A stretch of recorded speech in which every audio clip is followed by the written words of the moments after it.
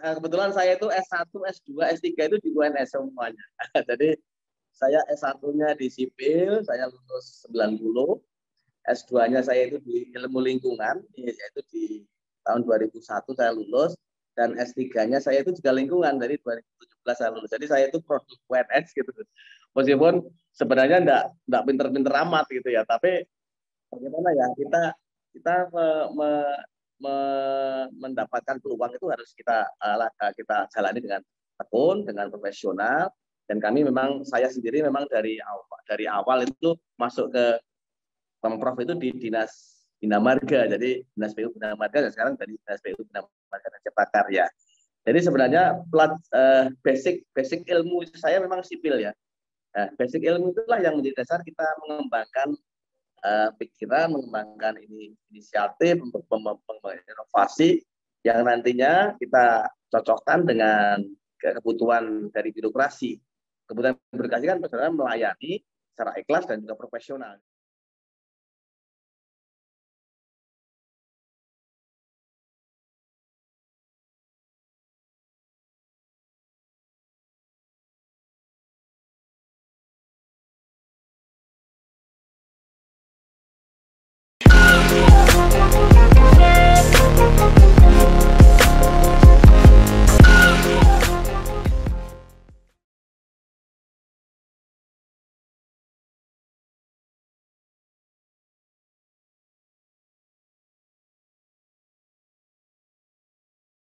Bersama saya Bambang Sadono di channel Inspirasi Jawa Tengah. Mudah-mudahan channel ini bisa selalu memberi inspirasi, memberi edukasi, motivasi, informasi, dan syukur bisa membantu mencari solusi. Kita sedang berdialog mengenai Des Natalis Universitas 11 Maret Surakarta yang ke-45 dan mewawancarai para alumni terbaiknya. Salah satu saya sudah bertemu dengan Bapak Dr. Insinyur AR Hanum Triyono MSc. Apa kabar Pak? Sehat Pak Bambang, senior. Iya. Sehat juga. Ya, terima kasih. Sehatnya orang tua di rumah saja. Ya. Nah, ini Pak, yang aktual adalah banjir ini yang luar biasa di Jawa Tengah. Ini kok sepertinya banjirnya itu tidak seperti biasanya Pak ya? Mungkin Bapak bisa cerita sedikit. Katanya kalau dari BMKG memang ini curah hujannya luar biasa. Jadi kemarin pernah ya di Bandara Ayani itu sampai 148 mm ya. Jadi luar biasa katanya, itu banjir 100 tahunan. Jadi memang kondisi ini memang dari alam memang ada perubahan juga ya. Di kami juga, pekerjaan kami juga ikut terdampak ini. Banyak sekali jalan-jalan yang berlubang ini. Tapi kita tetap semangat untuk nanti menyelesaikan semuanya. Iya. Nah, justru itu kan pertanyaan saya selanjutnya kan dampaknya itu, karena hujan, banjir, ini kan dampaknya infrastruktur jalan-jalan ini jadi semakin parah ini. Nah, ini seberapa besar Pak dampaknya? Betul. Oke, jadi kemarin kami survei bareng bersama-sama. Jalan itu kan ada jalan nasional, jalan provinsi, jalan kabupaten, dan jalan desa ya. Jalan nasional yang paling terdampak adalah Pantura, jelas. Jalan provinsi yang paling terdampak adalah khususnya di daerah timur. Daerah timur itu di daerah Blora, Grobogan, di Sragen, dan lain-lain. Tapi ada juga satu yang rawan bencana, dan banyak bencana ini adalah di daerah Banjarnegara, Wonosobo, dan lain-lain. Selain tadi ada genangan. Nah, ini juga teman-teman semuanya kita tetap siaga. Kalau bencana ya segera untuk diselesaikan, untuk dibersihkan. Kalau itu timbunan material, kalau jalan putus ya kita harus segera untuk menyambung kembali untuk konektivitas jalan provinsi terutama ini, Bapak. Ya, Pak, itu kan anggaran jalan itu kan sudah ditetapkan setahun ya perencanaannya itu. Ya. Nah, kalau ada yang sifatnya tiba-tiba seperti itu, gimana Pak solusinya? Ya, kami sebenarnya antisipasi ada satu, bahwa pertama adalah kita ada kegiatan transisi, yaitu di mana paket-paket kegiatan yang belum bisa kita lakukan pelelangan. Jadi ada transisi pemeliharaan ini meskipun secara terus-terusan kita laksanakan, namun dengan adanya transisi ini kita bisa mengejar pengalaman tahun kemarin. Sebenarnya transisi yang kemarin kita plot tahun ini ternyata ya tadi karena hujannya ekstrim, kita agak lumayan ini agak harus kejar-kejaran. Kita mempercepat untuk lelang. Jadi lelang nanti, lelang bahan maupun lelang konstruksi ini kita coba untuk Maret ini bisa semua sudah bisa jalan. Jadi harapannya adalah sampai April nanti jalan kita sudah bebas dari lubang. Minimal lubang-lubang yang membahayakan tadi. Ini juga berlaku untuk APBN karena Mei kan kita Lebaran ya, meskipun nanti Lebaran di rumah saja, tapi kita tetap menyiapkan ini dengan lebih baik. Biasanya saat Lebaran itulah momen kita untuk kinerja kita, peak time kita di situ nanti teruji gitu. Pak, kalau dampak bencana seperti karena banjir ini kan sulit diduga, Pak. Lalu tadi bukan percepatan pekerjaannya, tapi kalau anggarannya tidak disiapkan, terus seperti apa, Pak? Ya akhirnya kita coba untuk, kalau memang belum rusak, kita coba untuk mengusulkan untuk dilakukan perbaikan secara cepat gitu. Perbaikan cepat, kita ajukan anggaran. Kemarin juga dari Pantura itu sebenarnya secara ideal harus butuh 1 triliun. Nah ini kita coba mendorong juga pusat untuk menambah itu. Harapannya adalah Pantura ini bisa tertangani dengan baik, lebih baik. Pak, ini yang banjir ini kan juga luar biasa ya. Tidak hanya merambah jalan, sekarang mulai merambah gedung. Betul. Jadi yang selamanya tidak pernah kantor gubernur itu bisa kena banjir, itu mengganggu nggak Pak itu? Iya, jelas mesti mengganggu ya, karena kawasannya menjadi terendam. Jelas kalau kawasan terendam berarti kita melihat rumah tangga dan lain mesti perabotnya kena. Kantor juga kena. Itu dampak yang langsung. Dampak yang tidak langsung adalah konstruksi jalannya, kalau itu masih aspal, jelas itu mesti akan mengalami kerusakan yang lebih cepat. Ini sangat mengganggu kinerja juga, tapi kemarin banjir kemarin cepat surut, katanya 2 jam aja sudah bisa surut. Nah, ini perlu evaluasi, karena mungkin drainase kawasan ini yang harus kita kontrol terus sehingga air itu cepat sekali mengalir, bukan antri ya. Sekarang kan kalau kita teman-teman bilang airnya kok tergenang, ya itu antri mau masuk ke outlet gitu ya. Nah, itu. Nah, sekarang yang kembali mengenai jalan, Pak. Yeah. Saya banyak wawancara dengan kepala daerah, terutama yang baru saja terpilih. Yeah. Hampir semuanya itu program utama itu infrastruktur jalan. Yeah. Nah, yang jadi masalah adalah anggaran mereka itu pasti nggak cukup, dan mereka mengharapkan bantuan dari provinsi dan dari pusat. Nah, itu sudah pernah dievaluasi, dihitung, diantisipasi oleh provinsi atau belum, Pak? Iya, memang infrastruktur itu ada kebutuhan ya. Jadi dengan adanya jalan tol, akhirnya terbukalah daerah-daerah yang dulunya terisolir, dan di situ ada semacam bangkitan ekonomi. Memang anggarannya memang ya benar ya, dana alokasi khusus, bahan keuprah kepada kabupaten ini tetap digelontorkan, tapi memang terbatas. Ya memang harus skala prioritas. Skala prioritas itu bagaimana putusan politik untuk infrastruktur tetap harus dijalankan. Namun tadi kita harus skala prioritas, tempat mana dulu yang kita harus siapkan. Gitu. Pak Anung, kalau secara teknis ini kan mereka harus memilih karena uangnya sedikit. Ya. Kalau pakai aspal cepat rusak, tapi kalau pakai beton dapatnya cuma sedikit. Iya. Itu advisnya yang mana ya? Kalau kami kita lihat kerentanan ya, kerentanan. Kalau memang posisinya itu adalah rentan terhadap banjir, rentan terhadap longsor, dan itu tanahnya tidak begitu bagus misalnya, dan anggaran itu yang memang harus kita beton. Dan juga rentan terhadap overload, itu ya kalau kami pilihannya di beton. Karena apa? Karena di beton itu pengalamannya adalah dia akan lebih awet, lebih unlimited, lebih tinggi daya tahannya.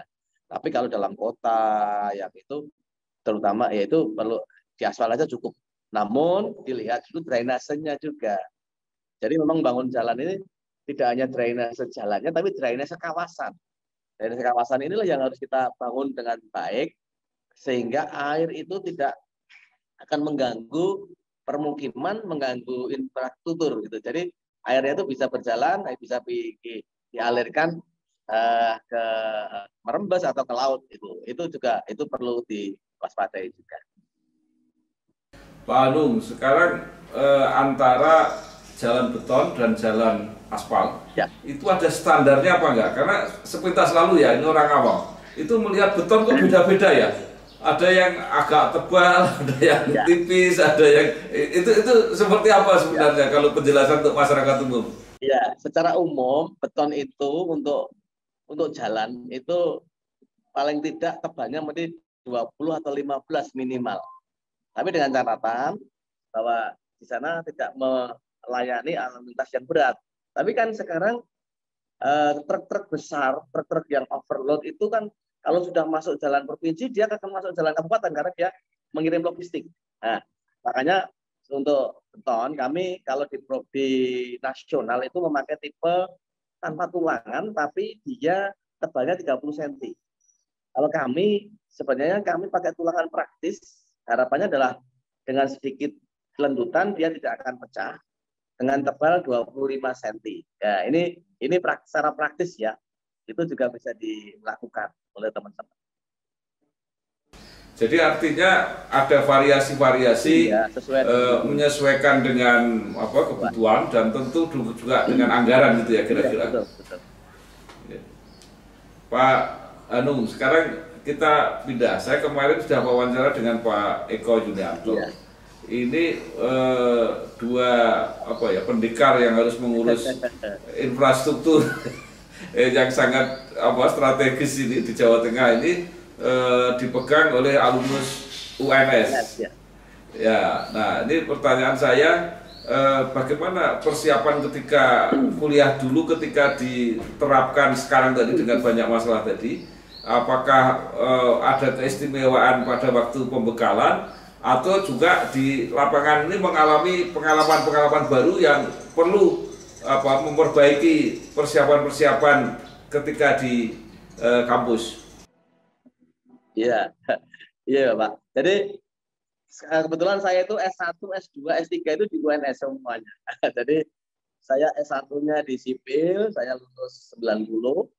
S2-nya saya itu di ilmu lingkungan, yaitu di tahun 2001 saya lulus. Dan S3-nya saya itu juga lingkungan, dari 2017 saya lulus. Jadi saya itu produk UNS gitu. Meskipun sebenarnya enggak pinter-pinter amat gitu ya, tapi bagaimana ya kita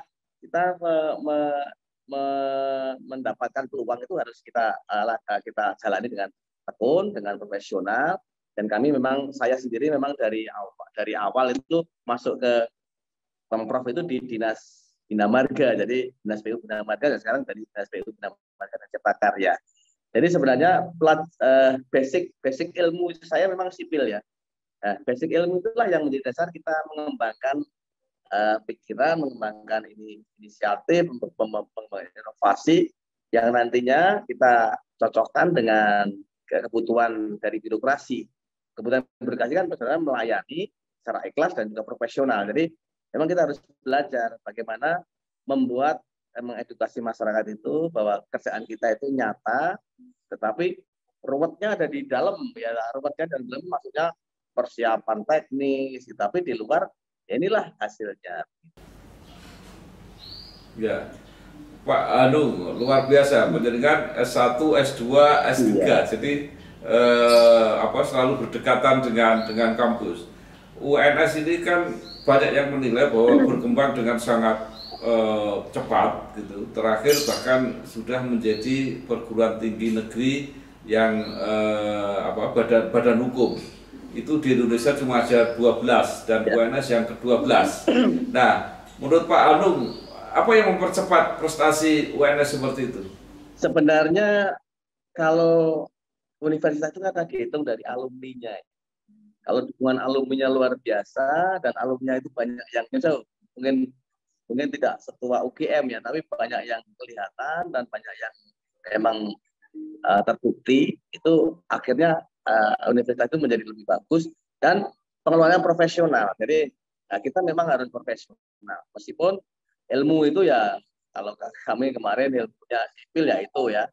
Namun bagaimana kita menyesuaikan kurikulum itu dengan bidang atau tren saat ini, ilmu saat ini itu penting. Jadi biar kita tidak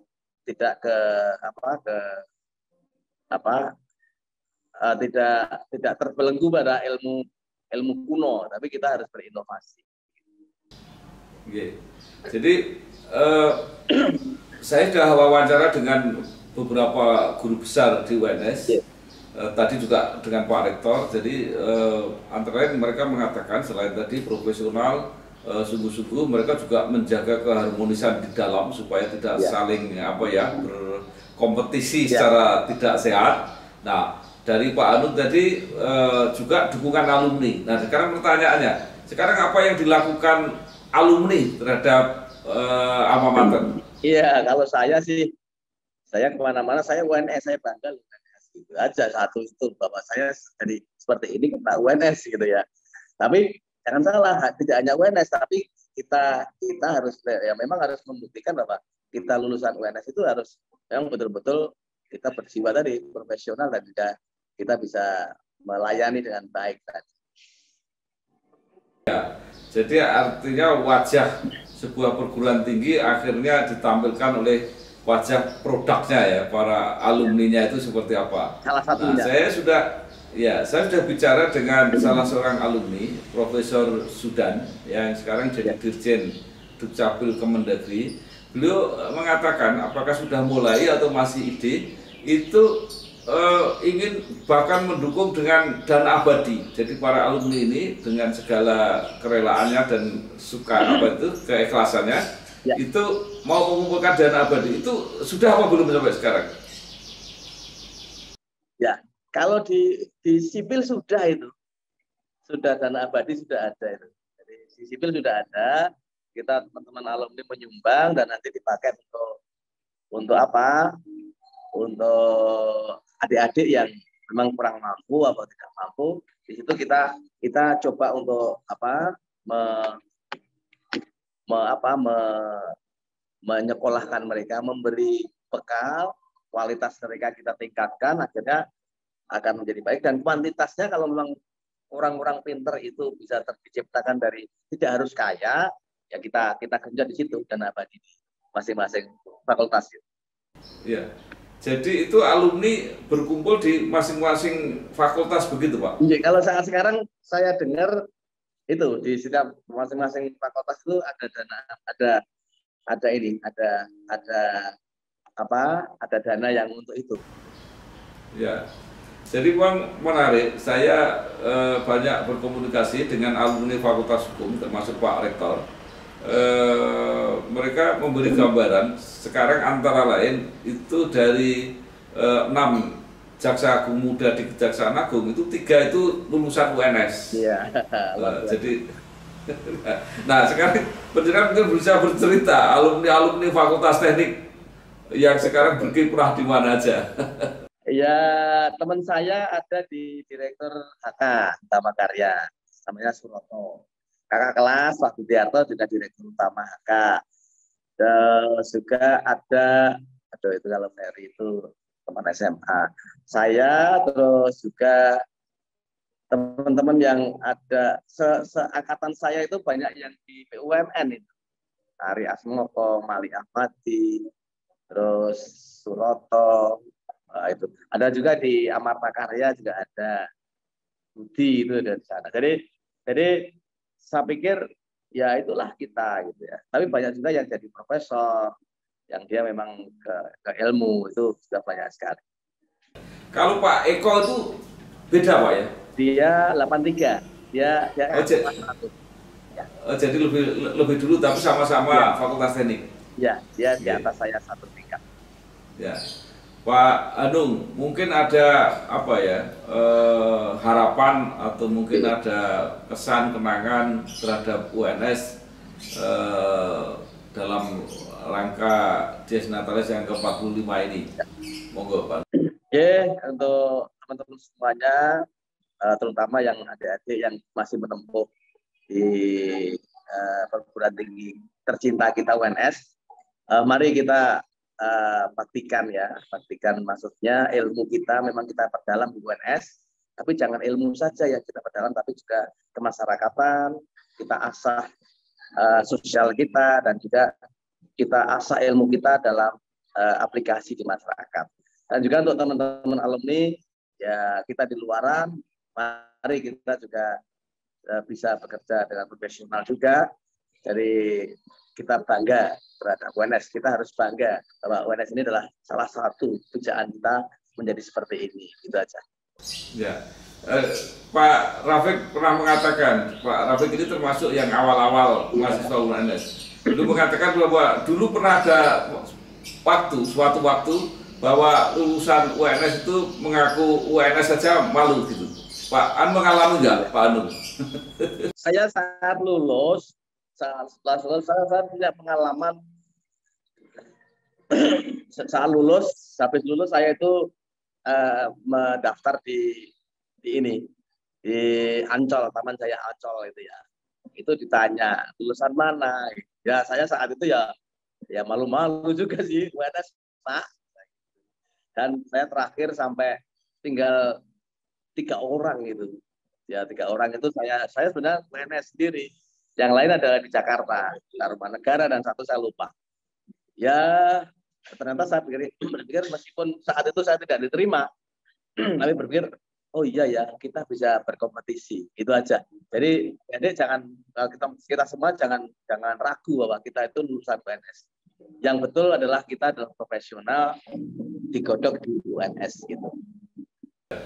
Tapi kalau sekarang sudah harus bangga karena harus bangga. karena UNS termasuk 12 PTN papan atas di Indonesia sekarang ini. Ya. Luar biasa.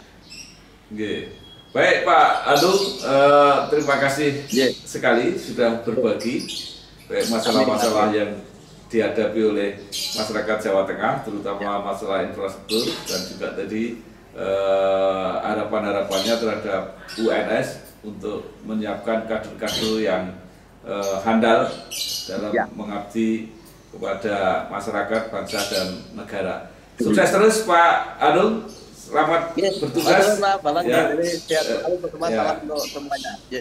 Terima kasih Pak Anung, terima kasih.